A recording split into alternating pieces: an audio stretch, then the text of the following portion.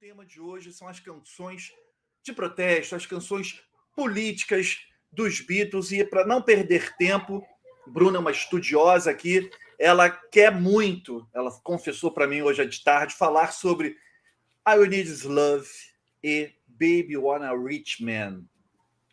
Bruna, por favor, faça as honras da casa e abra o nosso tema de hoje. Vamos começar então. Por que que eu insisti que eu queria começar com essas? Porque eu acho que elas são a When It Is Love, na verdade, mas o single como um todo, né?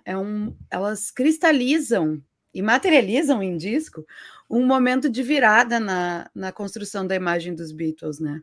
Que tem muito a ver com o que eu pesquisei no mestrado. Eu escrevi sobre a construção das imagens dos Beatles e dos Stones através de dois grandes periódicos britânicos, o Times e o Guardian, que não são veículos de música, né? A gente não está falando de New Musical Express, a gente não está falando de revistas especializadas em cultura juvenil naquele momento, uma cultura que estava também se cristalizando, se materializando.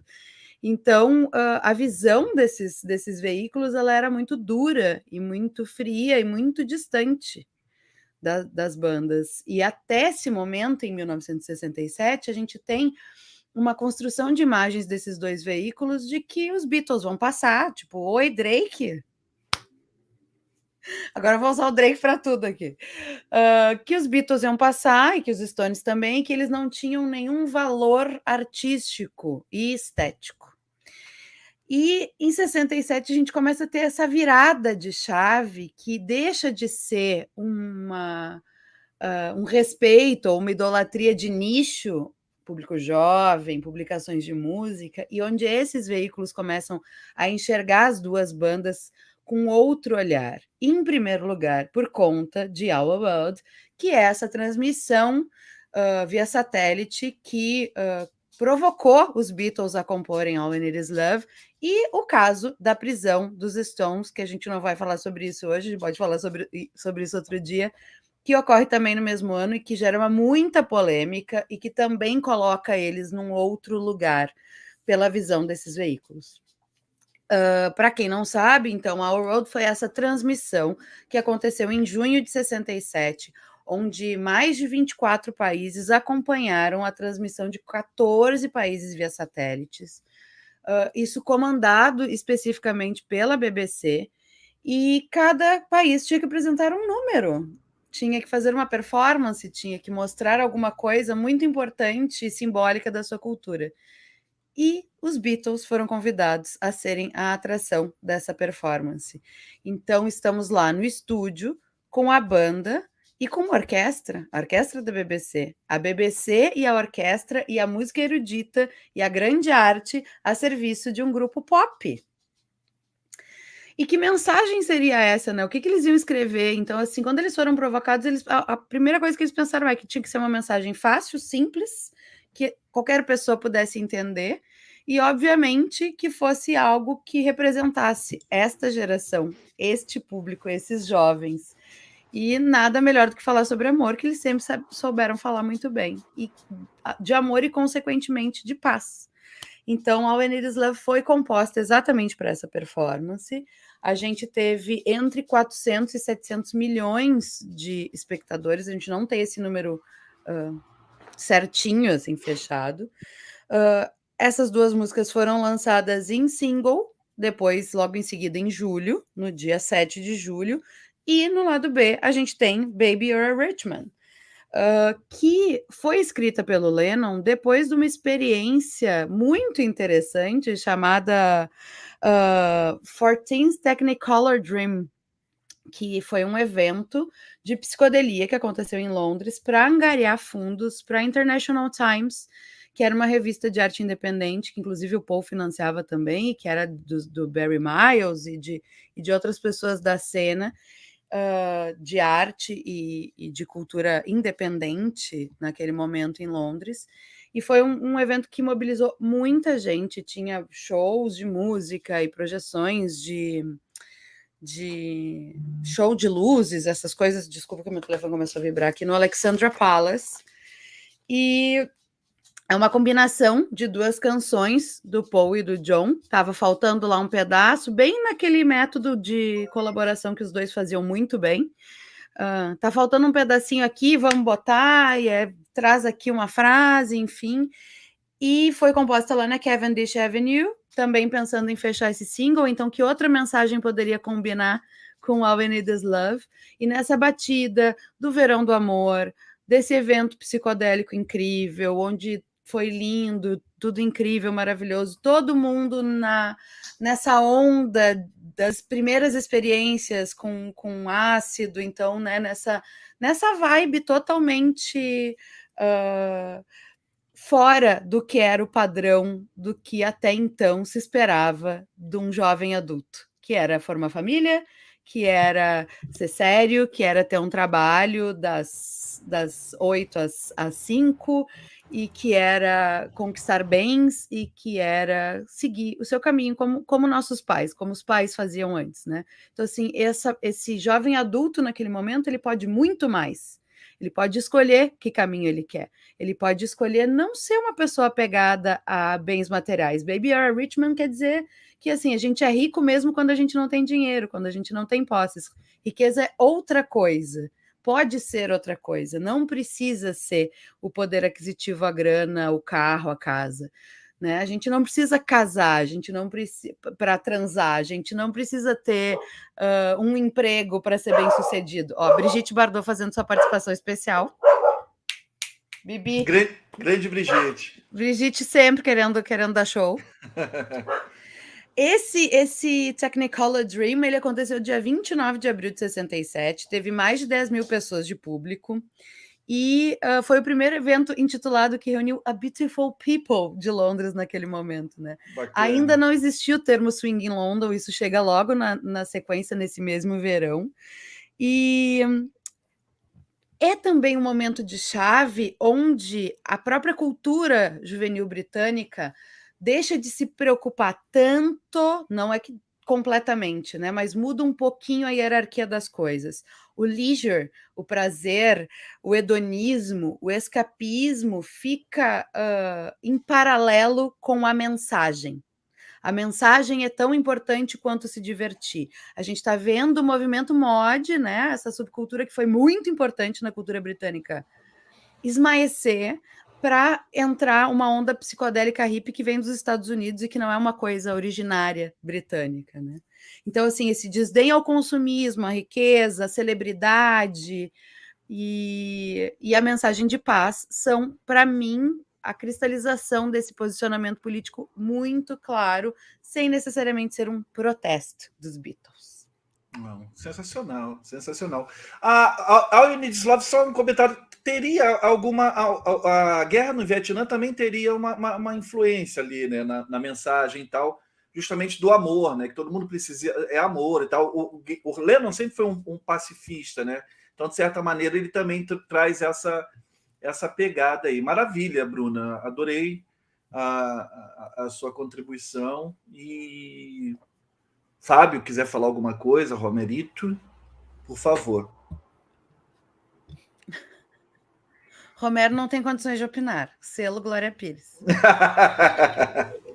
Mas é porque essa perspectiva que a Bruna traz, eu acho muito interessante. Até porque hoje a gente vive dias muito... Naquela época também, né? Não era tão diferente de polarizações. E a gente perde, às vezes, a dimensão de que uma canção de protesto, ela não é necessariamente uma canção em relação a um protesto contra a direita, algo situado nesse entendimento de política, que às vezes ela pode ser muito mais profunda que isso. Não que isso não seja importante, é importante. E eu acho que muitas dessas canções dos Beatles, como essas duas, elas são algo ainda mais profundo, entende? Nesse sentido ou seja, porque você não está questionando simplesmente a forma como a sociedade é gerida, mas todo o seu sistema, toda a sua, o seu sistema de necessidades, e se colocando aquilo que a gente já falou na live do rock, né, que o ser humano, não é só um ser de necessidades, mas ele é um ser de desejos. E ele é essencialmente um ser de desejos, mas no que ele é reduzido a um ser de necessidade, aí você busca simplesmente satisfazer determinadas necessidades dele, ele vai tocando ali, é regido pelo entretenimento e ok, ele se enquadra nas caixinhas. Só que esse tipo de canção, ele vai trazer outras questões. Não, além dessas necessidades, a gente tem desejos. E a gente tem desejo por outras coisas, ou seja, que não estão contemplados nas migalhas de necessidades que vocês estão dando para a gente. Então, nesse sentido, os Beatles têm muito mais canções, né? Que acho que a lista que você me passou, que eu falei que eu não tinha tempo de protestar, mas tive tempo de olhar, ela tem muito mais canções nesse sentido. Ou seja, daquilo que vai questionar, vai ser questões de protesto, né? Mas não só a questões específicas ou circunstanciais, como uma guerra ou o movimento identitário, tudo isso também é importante, mas ela vai além disso, assim, ela vai à questão dos desejos que não são contemplados, que geram esse tipo de insatisfação da juventude ou de uma nova geração. Então, nesse campo, essas duas canções, elas são marcos, de fato, né? Até pela projeção que o All You Need Is Love, por exemplo, tomou, e eu acredito que elas são canções que elas moldam a imagem que os Beatles passam a ter socialmente até hoje. Salmutado, eu adoro. All You Need Is Love, principalmente, acabou se tornando um verdadeiro hino, assim, da grande mensagem dos Beatles, né? Que é o amor, aquilo que a gente falou na live passada, né? De eu ter orgulho da banda que eu mais gosto, sempre falar do amor, né? Não ter uma mensagem de ódio, né? De coisa assim. A maioria das canções são canções de amor, que falam de amor. All You Need Is Love, eu acho que é esse grande hino, né? Um clássico de casamentos. Também. O próprio Lennon falava, né? Poxa, o pessoal faz propaganda da guerra, a gente está fazendo propaganda da paz, quando ele e a Yoko começaram a fazer as campanhas deles, tudo, né? E hoje fica até um pouco chavão, falar assim, paz e amor, tal, que nem o Ringo, na verdade, até faz bastante isso hoje, né? Mas eu não consigo pensar em outras duas coisas tão mais importantes e relevantes para o mundo hoje do que isso, por exemplo. Porque todo o resto, né, se a gente não tiver isso como base, todo o resto parece que se perde. Se você entender, por exemplo, na questão do All You Need Is Love, eu não sou um cara muito assim de entender muito, por exemplo, de política, mas eu entendo de contextos, assim, eu adoro estudar história, né? E tentar contextualizar tudo que a gente está aprendendo ali, né, seja em termos de arte, seja literatura, da música especificamente, como que aquilo está inserido dentro do contexto que ela foi criada.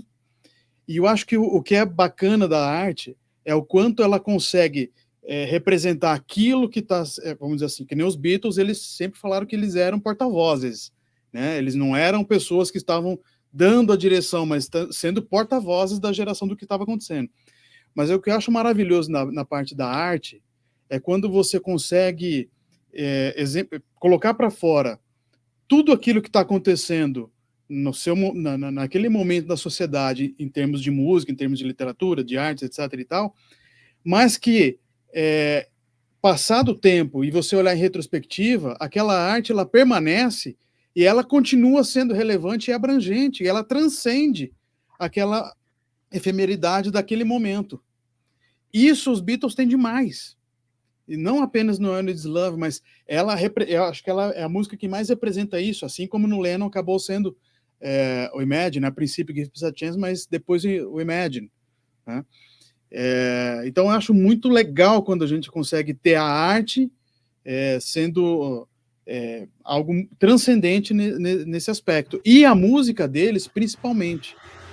Se a gente estivesse falando apenas assim, legal, a música é bonita, a melodia é bonita, a letra também é muito bacana, mas musicalmente fosse igual a qualquer outra coisa que estivesse acontecendo na época, e não é. Eles tinham acabado de gravar o álbum mais revolucionário de todos os tempos, que era o Sgt. Pepper. e estavam vindo dentro desse contexto, né, da música ser revolucionária também, musicalmente, instrumentalmente, as diferenças nas fórmulas de compasso que tem na música, que ela tem compasso irregular, né, ali o tempo inteiro. O refrão está em 4/4, mas o tempo inteiro, né, tem os contratempos, então ela parece simples, mas não é. E ao mesmo tempo você tem uma banda inglesa representando a Inglaterra, abrindo o evento ali do All World com a Marselhesa, né? Então é algo mais revolucionário que isso também, né? Então eles representam na música aquilo que eles estão falando em palavras também, o que eles estão, inclusive nas entrevistas, porque eles já começaram nessa época a falar. O Lennon chegou em 66, pouco antes disso. O Brian não quer que fale sobre a Guerra do Vietnã, e o Lennon fala abertamente, ela fala assim, não tem como a gente vir para os Estados Unidos e não falar da Guerra do Vietnã. Que eles tinham treta maior entre eles para resolver, né? Inclusive o lance de Jesus. Exatamente. Mas enfim, mas ele já estava numa postura diferente. Sim, com certeza. Tanto de forma pessoal quanto de forma artística, né?